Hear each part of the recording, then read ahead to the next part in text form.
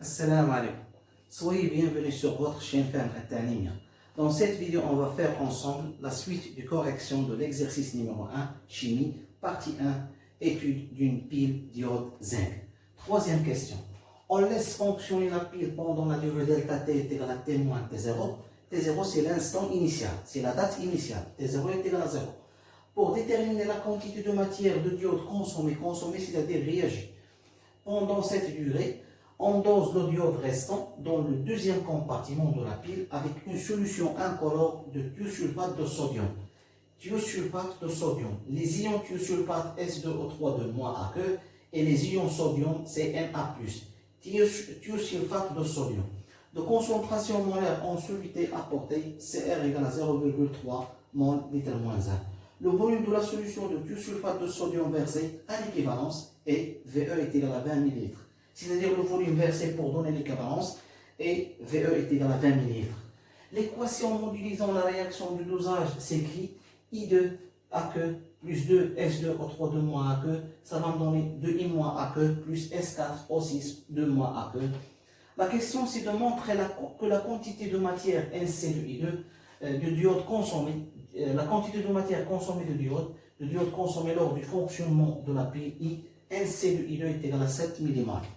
Nous allons voir dans cette expérience une technique qui permet de déterminer la quantité de matière de diode I2 restant dans le deuxième compartiment, c'est-à-dire une technique du dosage d'oxydoréduction entre le diode I2 et les ions thiosulfate S2O3 de moins, selon cette équation de réaction de dosage d'oxydoréduction I2AQ plus 2S2O3 de -AQ, ça va donner une réaction totale, transformation totale de I-, les ions iodure I-AQ, de I-AQ plus les ions tétrathionates S4O6 de -AQ, les ions tétrathionates, les ions thiosulfate. D'accord. Les couples, donc on a une transformation d'oxydoréduction, on a un dosage, on a une réaction de dosage. La technique, c'est la réaction du dosage d'oxydoréduction. C'est une transformation totale. D'accord. Et les couples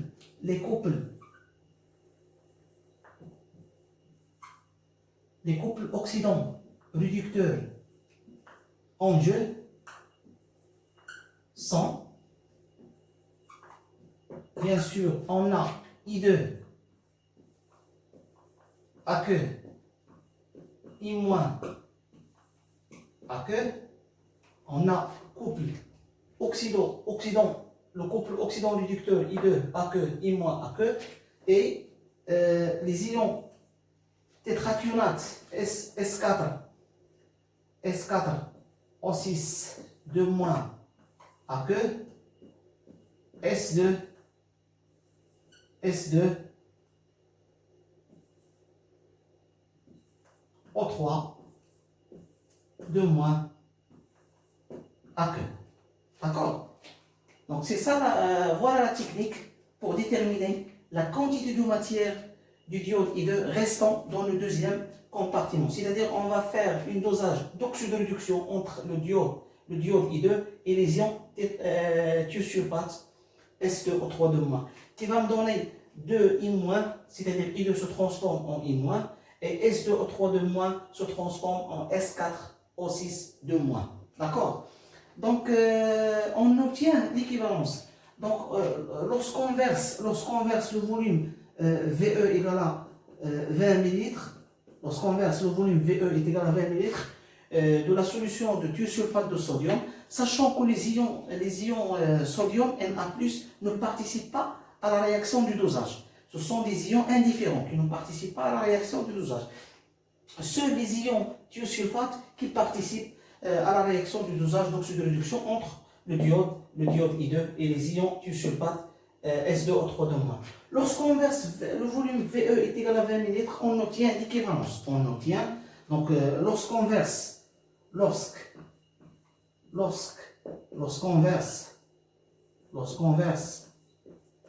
le volume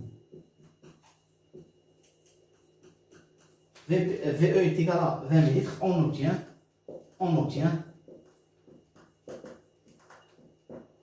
quoi?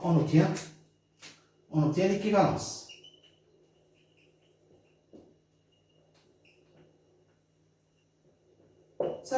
d'équivalence. Ça veut dire que au point d'équivalence, il y a conservation. C'est ça le plus important. Au point d'équivalence, il y a conservation de la quantité de matière. Donc, au point d'équivalence, lorsqu'on obtient l'équivalence,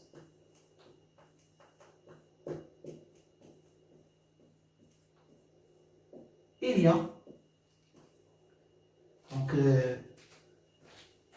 a conservation de la quantité de matière. Il y a conservation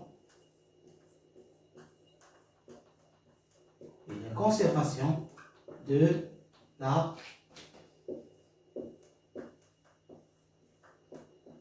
quantité de matière. D'accord? La quantité de matière. Ça veut dire quoi, conservation de la quantité de matière? Ça veut dire que, en utilisant bien sûr l'équation de réaction du dosage, oxydoréduction, ça veut dire que la quantité de matière de I2 avant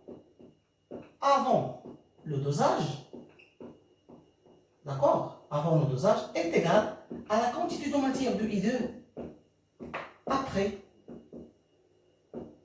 après le dosage.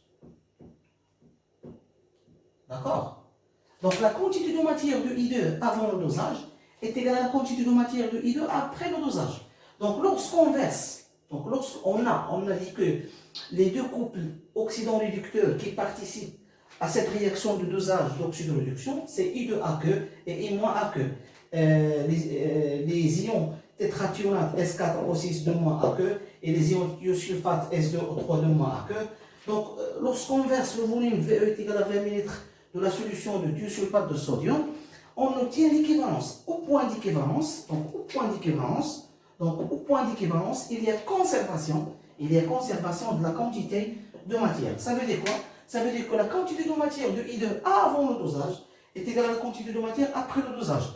À quoi est égale la quantité de matière du diode avant le dosage? La quantité de matière du diode avant le dosage, c'est exactement la quantité de matière restant dans le deuxième compartiment, c'est-à-dire dans la solution du diode dans le deuxième compartiment. Alors la quantité de matière du diode avant le dosage est égale à quoi? Est égale à la quantité de matière du diode, d'accord, du diode bien sûr restant dans le deuxième compartiment. D'accord? Ça c'est bien sûr le diode AQ parce qu'il est en solution. D'accord?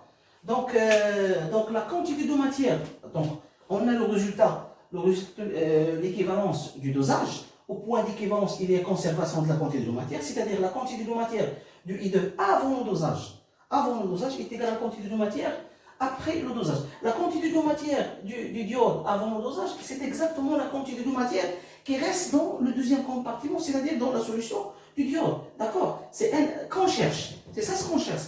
Et à quoi égal? En profitant de l'équation, bien sûr, du dosage d'oxydoréduction, il est égal parce que I2, lors du dosage d'oxydoréduction, I2 est consommé. Et I2 est consommé par les ions thiosulfate.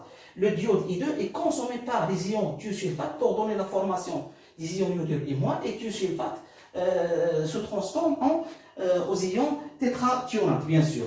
Alors, ce qui m'intéresse, c'est I2. Donc, la conservation de la quantité de matière de I2 au cours du cycle de dosage, d'oxydoréduction, la quantité de matière de I2 avant le dosage est égale à la quantité de matière de I2 après le dosage. La quantité de matière de I2 avant le dosage est égale à la quantité de matière qui reste dans le deuxième compartiment, dans la solution du diode, dans le deuxième compartiment, bien sûr. Et la quantité de matière de I2, c'est exactement la quantité de matière de S2O3 de moins, parce que I2 est consommé ou bien réagit. Donc I2 est transformé ou bien réagit avec, consommé avec le diode I2 et réagit ou bien consommé avec les ions thiosulfate S2O3 de moins. D'accord?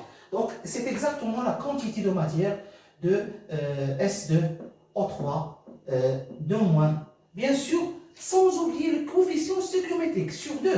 D'accord? Sur 2. Bien sûr, tout ça à que. Donc, sur 2. Pourquoi sur 2? Parce que 2, c'est le coefficient stoichiométrique, c'est le coefficient stoichiométrique des ions thiosulfate, des ions thiosulfate dans cette réaction du dosage d'oxydoréduction. Donc ça c'est sur 1, sans faire 1. Donc la quantité de matière de I2 avant la réaction, d'accord, est égale à la quantité de matière de S2O3 de moins sur 2, parce que 2 c'est le coefficient stoichiométrique de S2O3 de moins, d'accord. Or, à quoi égale là? Or, on a obtenu, donc l'équivalence ça va me donner ça. C'est la quantité de matière. Ça va me donner quoi? L'équivalence, ça va me donner que la quantité de matière de I2 restant avant le dosage, c'est-à-dire restant dans le deuxième compartiment, est égale à la quantité de matière de S2O3 de moins consommée par I2. Donc, parce que S2O moins, donc I2 consommé par S2O3 de moins. Donc, la quantité de matière après le dosage est égale à la quantité de matière de S2O3 de moins. Parce que les ions thiosulfate neutralise, si vous voulez, neutralise le diode I2. Ou bien I2 est consommé par les ions S2O3 de moins, c'est-à-dire les ions tétra, les ions thiosulfate, bien sûr, S2O3 de moins. Donc on a N qui reste du diode AQ est égal à N de S2O3 de moins AQ sur 2 parce qu'on a le coefficient stoichiométrique de thiosulfate S2O3 de moins, d'accord? Donc, or, à quoi égale la quantité de matière de S2O3 de moins? Donc, la quantité de matière, on sait que la quantité de matière est égale à la concentration. Vous savez que la quantité de matière est égale à la concentration fois le volume. Vous savez que la quantité de matière est égale à la concentration molaire fois le volume de la solution. Donc N qui reste dans le deuxième compartiment, d'accord? C'est ça la technique. La technique de dosage, c'est donner cette formule, ça c'est une formule expérimentale. D'accord? Donc, à quoi égale? C'est CR, c'est la concentration. C'est la concentration, bien sûr, de la solution incolore du thiosulfate de sodium. D'accord? S2O3 de Na plus AQ, S2O3 de moins AQ. C'est CR fois VE. Pourquoi VE? Parce que cette relation ouvre à l'équivalence. Donc, cette relation, vous savez que cette relation est valable uniquement à l'équivalence. Ça, c'est à l'équivalence. À l'équivalence. D'accord? À l'équivalence. C'est uniquement à l'équivalence. Cette relation est valable uniquement à l'équivalence. Cette relation de la conservation de la quantité de matière, c'est à l'équivalence. D'accord? Parce qu'à l'équivalence, il y a conservation de la quantité de matière. Donc, on a N de C2O3 de moins est égal à quoi? Est égal à la concentration de la solution de thiosulfate de sodium multiplié par le volume qui donne l'équivalence sur 2. D'accord? D'où on a trouvé à l'aide de la technique de dosage d'oxydoréduction la quantité de matière restant dans le deuxième compartiment. Mais la question, c'est quoi la question? C'est de chercher la quantité de matière consommée. Or, je donne une relation très importante qui permet de déterminer la quantité de matière consommée. On sait, ça c'est une propriété si vous voulez, donc propriété, donc je donne une propriété très importante. On sait que la quantité de matière initiale, ça c'est initial, d'un espèce chimique est égale à la quantité de matière consommée d'un espèce chimique plus la quantité de matière qui reste d'un espèce chimique, d'accord? Ça c'est I, ça veut dire initial, I ça veut dire initial, d'accord? C ça veut dire consommer ou bien réagir, et ça c'est reste, quantité de matière reste. Alors, on sait que la quantité de matière d'un espèce chimique, la quantité de matière initiale d'un espèce chimique est égale à la quantité de matière consommée ou bien réagir d'un espèce chimique, plus la quantité de matière qui reste d'un espèce chimique. Les espèces chimiques peuvent être un atome, une molécule ou bien un ion. D'accord? Donc, on peut tirer la quantité de matière. Donc, à partir de cette relation, on peut trouver que la quantité de matière consommée de X est égale à la quantité de matière initiale de X moins la quantité de matière qui reste de X. D'accord? Donc, on a la relation suivante. Donc, pour I2, donc on va appliquer cette relation pour le diode I2. D'accord?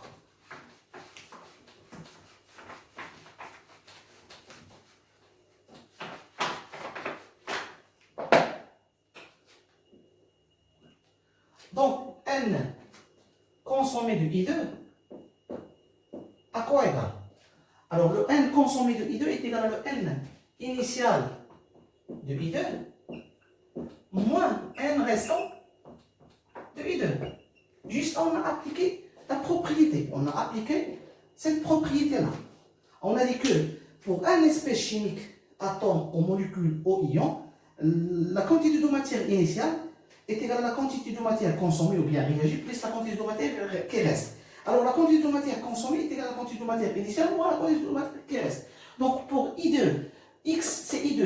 Maintenant I2 c'est X, l'espèce chimique X c'est exactement I2 pour l'exercice. Donc la quantité de matière consommée de I2 est égale à la quantité de matière initiale de I2 moins la quantité de matière qui reste de I2. On a calculé ça. On a trouvé que la quantité de matière reste du I2 est égale à CR fois VE sur 2 en utilisant bien sûr la réaction du dosage d'oxydoréduction. D'accord? Entre le diode et le thiosulfate, les ions thiosulfate. D'accord?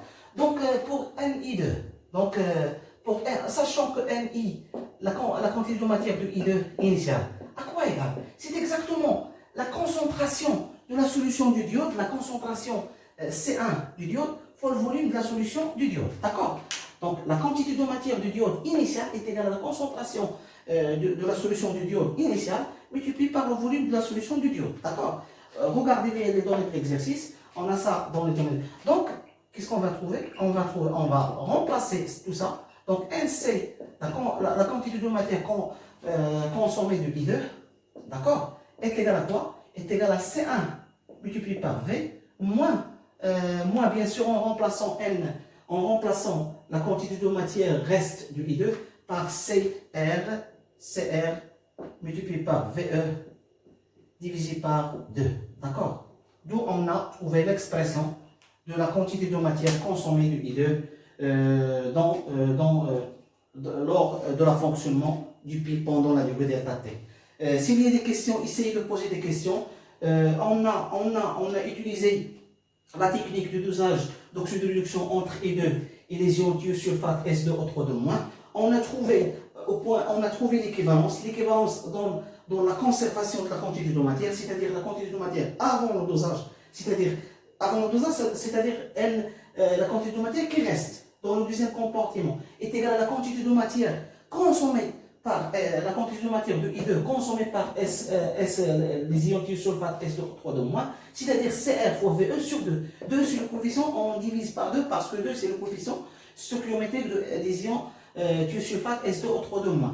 D'où on a trouvé cette, et on a la quantité de matière, on a utilisé cette propriété, la quantité de matière consommée d'un espèce chimique, c'est-à-dire I2, est égale à initiale moins la quantité de matière initiale moins la quantité de matière qui reste du diode I2. Et on a la quantité de matière initiale du I2 est égale à C1, c'est la concentration de la solution du diode, bien sûr C1, multiplié par le volume du diode V. D'où en remplaçant tout ça dans cette expression, donc C1 fois V moins CR fois VE sur 2. On effectue maintenant l'application numérique. Alors pour faire l'application numérique, on va faire attention aux unités dans le système international. Donc le système international, il faut tenir en compte que le système international, toujours le système international, c'est le mètre, kilogramme, seconde, ampère. Voilà les unités du système international. Système international, les unités dans le système international, c'est le mètre, kilogramme, seconde, ampère. D'accord? Le mètre, kilogramme, seconde, ampère. Donc, en utilisant l'application numérique, en effectuant l'application numérique, qu'est-ce qu'on va trouver?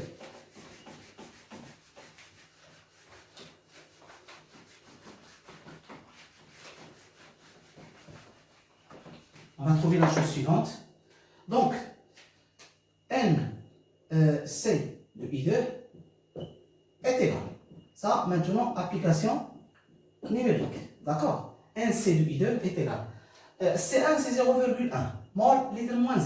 Multiplié par V, c'est 100 millilitres. Donc, 100 multiplié par 10 moins 3. Parce que 1 millilitre, donc 1 millilitre est égal à 10 à la puissance moins 3 litres. Il faut convertir 100 millilitres, ça c'est 100 millilitres. Regardez les données de l'exercice. 100 litres, ça va me donner, multiplié par 10 moins 3, pour donner ce volume-là, c'est en litres. 0,1 mol par litre, multiplié par 100 millilitres, ça va me donner 100 fois 10 moins 3 litres. Moins 0,3 mol litre moins 1, multiplié par 20.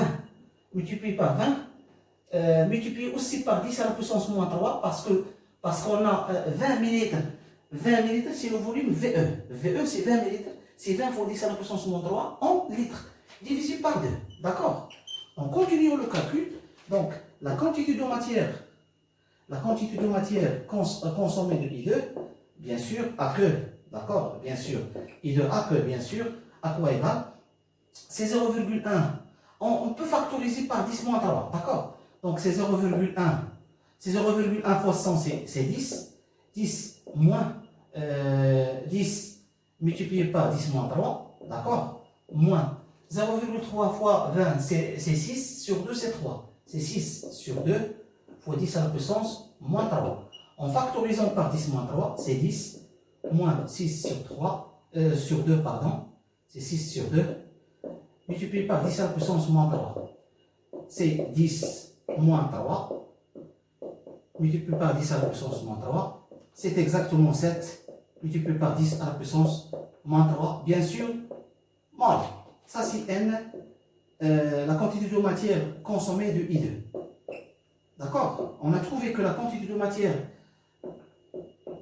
consommée de I2 est égale à 7 fois 10 à la puissance moins 3 mol. Or, on sait que donc on peut calculer la quantité de matière consommée de I2 en millimol. Or, on sait que 1 millimol, c'est comme 1 milligramme. Donc 1 millimol, c'est exactement comme le milligramme, ou bien millilitre, ou bien millimètre. Donc 1 millimol, on sait que 1 millimol est égal à 10 à la puissance moins 3 mol. D'accord? Donc 10 moins 3 mol, je peux le remplacer par millimol.